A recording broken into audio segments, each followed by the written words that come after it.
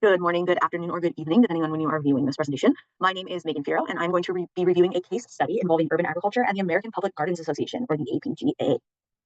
First, let's go over a little bit of an outline of what to expect during this next 10 to 15 minutes. I will be going over the organization itself, the APGA, what it's all about. We will discuss the problems that the APGA is trying to combat, as well as a little bit of an analysis from the information that I found. Then we will review some solutions that the APGA has for themselves, as well as some solutions that I am suggesting for some of these problems. And then we will reflect and conclude. All right, so the description of my case study organization. We'll discuss the APGA, or the American Public Garden Association. They are headquartered in Kennett Square, Pennsylvania, in the United States. Their main goal is just the development of public agriculture, public agricultural spaces. They are an essential contributor to public gardens. And they believe that public gardens, and I believe as well, that public gardens foster sustainability for the environment and for the locals, as well as protecting biosecurity and strengthening community connections. They strengthen the community, which then emboldens them to progress, right? How do they do this? How do they support these public gardens? Well, they connect public gardens around the United States and beyond at the moment, I believe they are in Mexico as well as Canada. And they connect them by sharing resources that they've come across, research, some of their best practices to maintain sustainability. They also offer professional development programs. So people that are looking to get into agriculture and don't know exactly where to start, as well as longtime professionals. They help them develop their skills in their career. They share funding opportunities with the gardens, as well as advocate for urban agricultural incentives. So getting funding and creating incentives is very difficult for communities, especially communities that are not as well off. So the APGA is someone that comes along and kind of helps out with that. Their big focus is that they focus on integrating the production of food with education for the community and sustainability in general, just worldwide. Making gardens sustainable, making people a little bit more sustainable, kind of introducing all of this into an urban setting the best way they can. So what's the problem? What is the issue that the APGA is really trying to combat? First and foremost, there is very limited awareness when it comes to public gardens. I am embarrassed to say that before I did this research, I didn't even know exactly what a public garden was. I thought it was more of a community garden. They are, in fact, two very different things.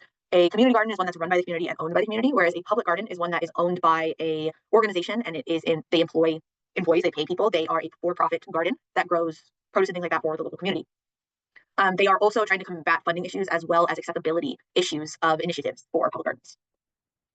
Something else that they strive to fix is the misconception that public gardens are not very necessary, I guess, for communities. They kind of combat these misconceptions that the gardens are not sustainable or that they do not actually do anything for food security, when in fact it is the opposite. What impact do these problems have? Do these problems cause, right? If we do not get funding, if we do not have more awareness, if there is not accessibility to these initiatives, communities will lose access to fresh produce. These are communities, the APGA functions in communities where people may not even see fresh produce. They're shopping out of bodegas, they're shopping out of gas stations, mini marts, things like that. No real grocery stores. So public gardens might be the only way that they're getting fresh produce, fresh from the ground produce. Also, we'll lose access to green spaces, which I'll talk about in a little bit, but they are very good for mental health and physical health, as well as just educators losing out on a resource to educate their students. Public gardens will also struggle to maintain any operations. Any public gardens that are currently working right now, or currently open right now, they have overhead. They have to buy crops, buy seeds, employ people, buy supplies, right? So there's overhead there, and without the funding, they really can struggle to operate day to day, as well as they don't have really the firepower or the backing to put in initiative programs. So organizations like the APGA really do benefit them in that way. So if we solve this, what's the outcome? Hopefully, urban gardens will become thriving centers for food security. So we will increase food availability in food deserts.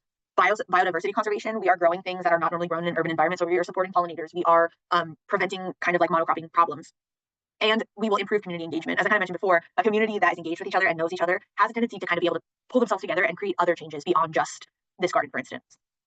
It will also increase the community access to these green spaces. As I mentioned, they're very great for mental and physical health. So these green spaces have been proven when you go outdoors and you get fresh air and you're around growing and thriving things, it really helps with your mental and physical health. And so having access to this will just improve that for these communities. Unfortunately, if this is not solved, if we lose funding, if we lose awareness and we do not have these initiatives, cities risk losing these green spaces altogether. If it's not going to be lucrative, or if we cannot prove that it is something that is supportive, then we will lose them. So it will reduce the green space, it will reduce biodiversity, pollinators will suffer, the local community will suffer. It will also increase this food insecurity that is already super prevalent in these urban areas. Who, when, where, and why? Who does this affect? As I kind of mentioned already, this affects disadvantaged groups or economically disadvantaged groups disproportionately. Areas that have money or that are affluent can kind of make these green spaces themselves, but in areas that are economically disadvantaged, they really can't. So they really depend on organizations to help them out, as well as garden professionals. I mean, you're losing out on jobs. Educators, again, you're losing that resource. Same with the resource for researchers, and then policymakers. I mean, if they don't have the community backing them, they cannot make policies to make initiatives for future urban agriculture. When and where does this occur? Primarily, this is occurring in urban areas with economic issues, but there's also something to be said about issues with spatial constraints, where there's not a lot of space to put these green spaces. We kind of have to rally and put initiatives together for them to kind of make these green public spaces, these green public gardens.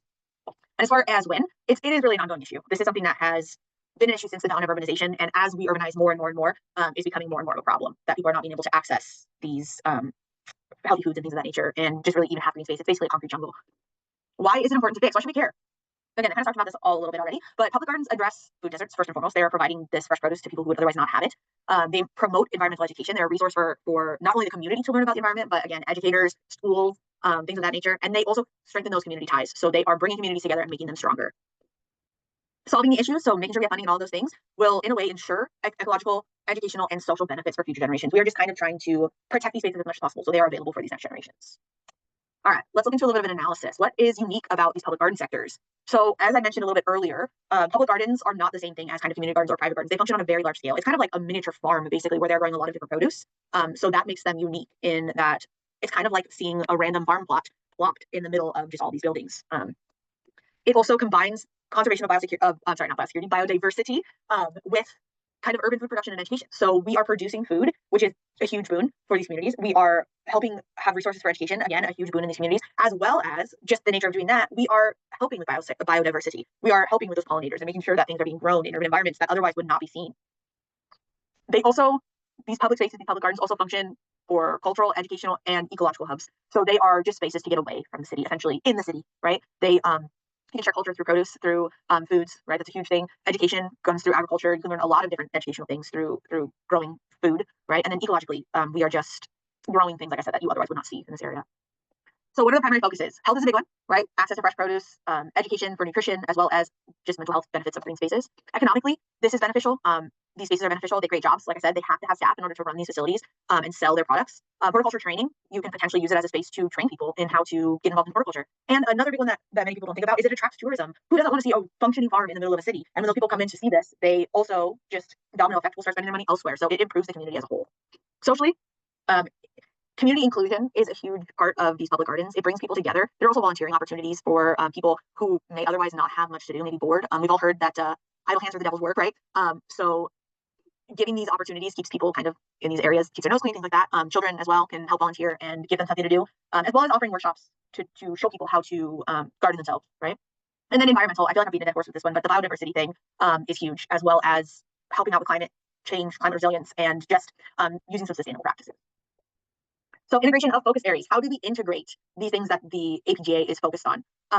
They really serve, these public gardens serve in underserved neighborhoods. They provide that fresh produce and some educational programs. Oftentimes they collaborate with schools, nonprofit organizations, healthcare providers, expands the impact, right? Healthcare providers will often support these because we are supporting proper eating, things of that nature.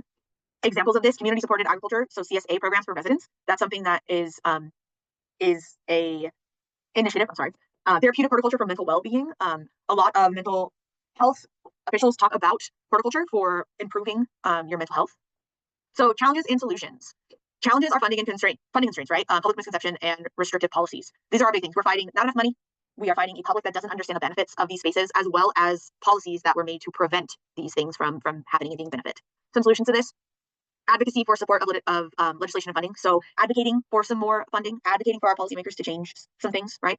Professional development programs for garden professionals, implementing sustainable practices like composting and rain gardens. And then this is just talking about some academic research that I found that helps support my case.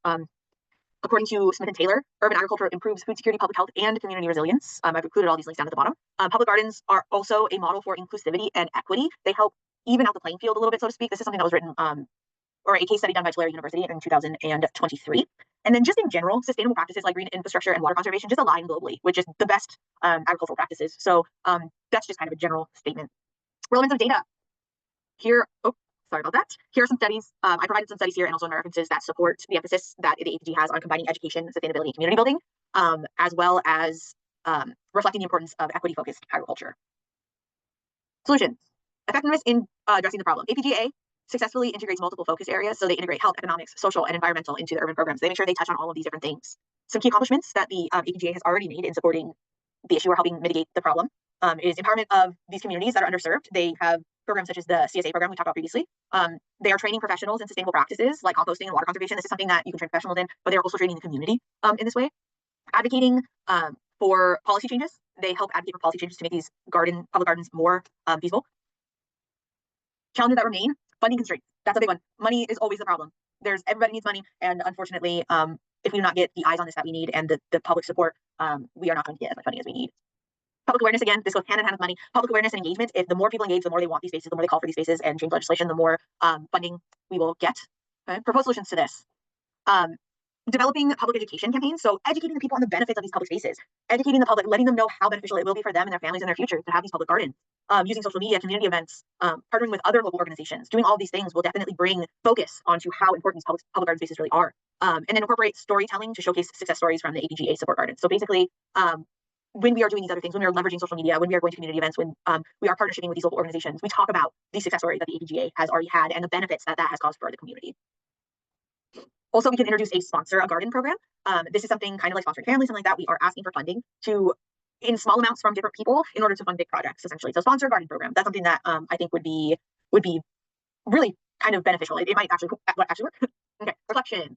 Who benefits from the APGA's initiatives? Stakeholders. So garden professionals, public garden administrators who gain tools, resources for sustainable operations. So stakeholders definitely benefit. If we have more public gardens, we get more garden professionals.